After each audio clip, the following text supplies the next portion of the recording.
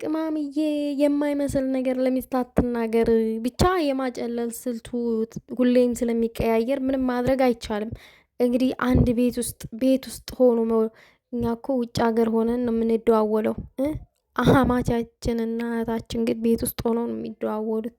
ቤት ውስጥ ሆኖ ማለት ነው ትላላችሁ። ተነፋፍቀው እኮ ነው ተነፋፍቀው በቪዲዮ እየተያዩ ነው የሚያወሩት። ሰላም ሰላም ውዶቼ፣ ሰላማችሁ ይብዛልኝ በያላችሁበት። ያው እንደሚታወቀው የኛ ቤት ፕራንክ ሁልጊዜም መልኳን ትቀያየራለች ትላላችሁ። የሀይሚዬ ሀሳብ ትቀያየራለች ትላላችሁ። አሁን ይሆናል የለ አስባችሁታል? አሁን ማን ነው እንደዛ የሚያደርግ ሲጀመር ማለት ነው?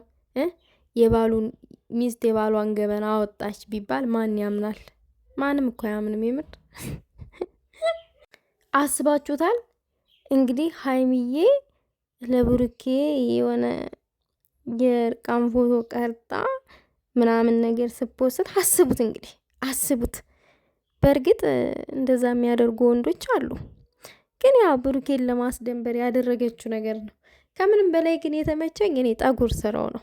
የምር ቅማምዬ ለምን ጠጉር ቤት እንደምትሄድ ራሱ ግራ ገባኝ አሁን ላይ ማለት ነው። ብሩኬን እንደዚህ ሹርባ መስራት እየቻለ ጠጉር ቤት መሄድ እኮ አያስፈልግም። እሱ ቢሰራልሽ አሪፍ ነው ባይ ነኝ።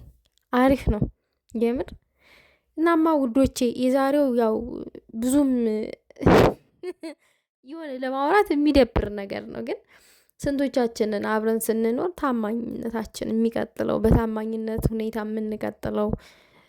ስንቶቻችንን የባላችንን ገበና የሚስቶቻቸውን ገበና ስንቶች ወንዶች ናቸው የሚደብቁት? እንደዚህ ስልክ ስተዋሩ ምናምን ነገር ይሆናል ሌላ የናፈቁ ሰዎች መስለው ምናምን ነገር ወጥመድ የሚያጠምዱላችሁ ሰዎች አሉ፣ አውቀው ማለት ነው። ግን የሆነ ፕራንክ ሲደረግ እዚህ ጋር ሀይሚዬም ሆነ ብሩኬ ይዘው ሲመጡ እንደ ቀላል ነገር አትዩት። እግዚአብሔርን ተማሩበት። የረሳችሁትን ነገር እንድታስታውሱት ነው የሚያደርጉት። እንደውም ማለት ነው በህይወታችሁ ላይ ምኑ ጋር ጥንቃቄ ማድረግ እንዳለባችሁ የሆነ መማር አለብን።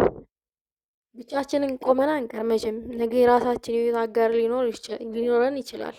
ምን ያክል ለኛ ታማኝ ነው ያ ሰው፣ እሷስ ብትሆን ምን ያክል ለባሏ ታማኝ ናት የሚለውን ከግንዛቤ አውሉት በዛ አጋጣሚ። እና እኔ በነገራችን ላይ እኔ ብሩኬና ሀይሚ የሚሰሩት የፕራንክ ቪዲዮ እኔ ሁሌም እንደተማርኩበት ነው፣ የሆነ ነገር እንዳስታውስ አድርጎ ነው የሚያልፈው ማለት ነው። እና ምንም የሚጎዳ ነገር አይደለም።